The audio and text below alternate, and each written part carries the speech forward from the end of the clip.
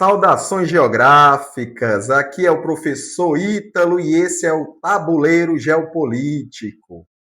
Hoje nós vamos dialogar com muito respeito, claro, uma figura que eu tenho uma admiração profunda, que é o comandante Robson Farinazo, que inclusive me incentivou bastante a iniciar essa empreitada. A gente vê diversos generais americanos, né, ocidentais em geral, que não estão compreendendo que nós temos um novo tipo de guerra, né, muito mais complexa, muito mais rápida e muito mais fluida que as guerras do final do século XX. O que acontece? Esses generais, né, eles foram formados da Guerra Fria e eles esperavam vitórias rápidas baseadas na superioridade numérica. Então, eu sempre falei, né, quando começou a Guerra do Irã, eu falei, olha, os números favorecem os Estados Unidos, mas o número nunca foi determinante para a guerra, né?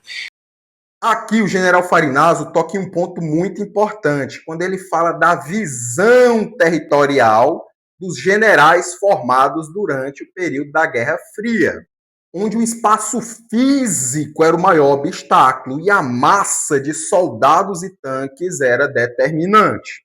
Há um geógrafo muito importante chamado David Harvey, que ele fala da aniquilação do espaço em relação ao tempo. No mundo capitalista contemporâneo, tenta-se ao máximo possível vencer as distâncias através do tempo, percorrer uma distância cada vez mais rápida em um tempo cada vez mais curto.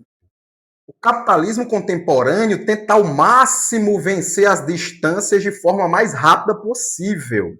O espaço ele encolhe, mas não fisicamente, mas funcionalmente.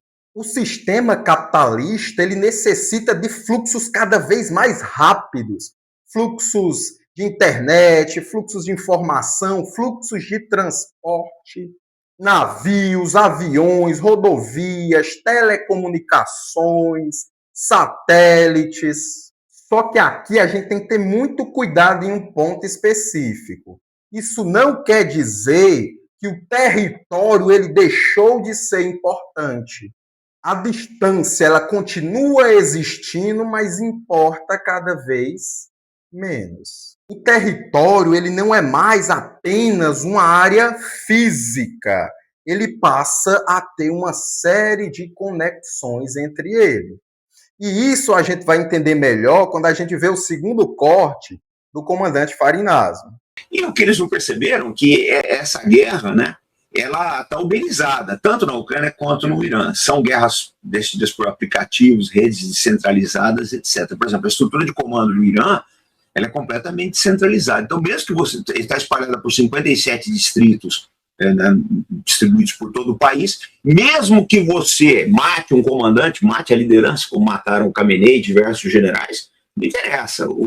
A descentralização do exército faz com que ele continue respondendo, destruindo alvos com soberba eficiência. Vejam bem, o território ele não é apenas uma área fixa. Hoje o território é uma rede de conexões. E antes, na visão clássica, o território ele era delimitado simplesmente por fronteiras no mapa. Agora, o território rede ele é um conjunto de conexões. Como no exemplo que o comandante citou, as Forças Armadas do Irã, elas estão descentralizadas, elas estão divididas em 57 distritos dentro do território iraniano.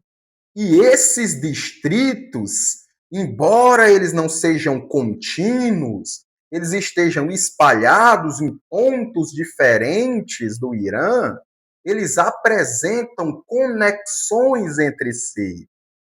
Então, o território, hoje em dia, ele é descontínuo, mas ele é conectado. Um distrito militar no Irã tem uma conexão de informação, de fluxos, com outros distritos em áreas diferentes do território iraniano.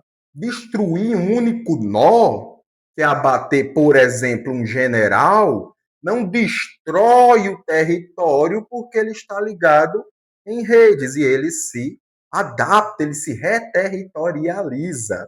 Observem também que o comandante ele fala de aplicativos que funcionam na nuvem. Esse corte é a prova cabal de que o território ele não deixou de ser importante, porque território não é só terra.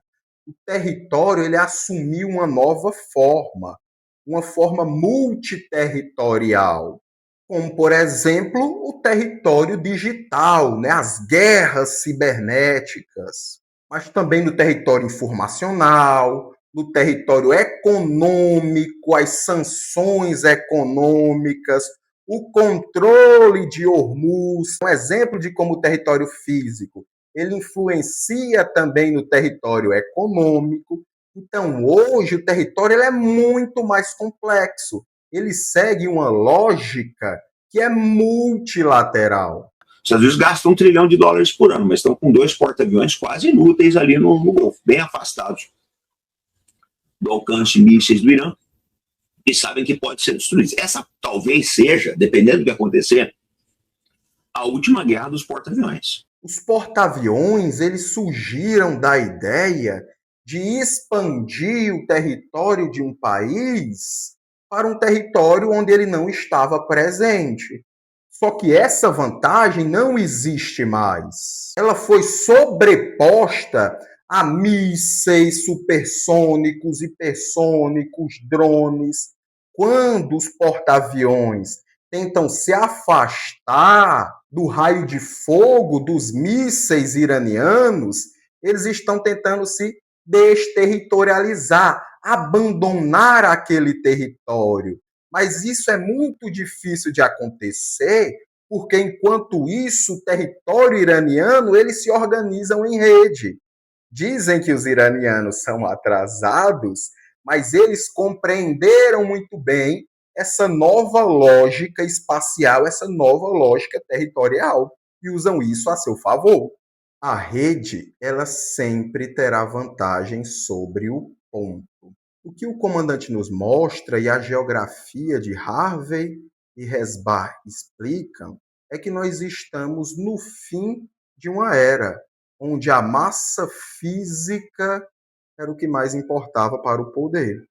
O poder é medido pela capacidade de controlar fluxo, de dominar distâncias.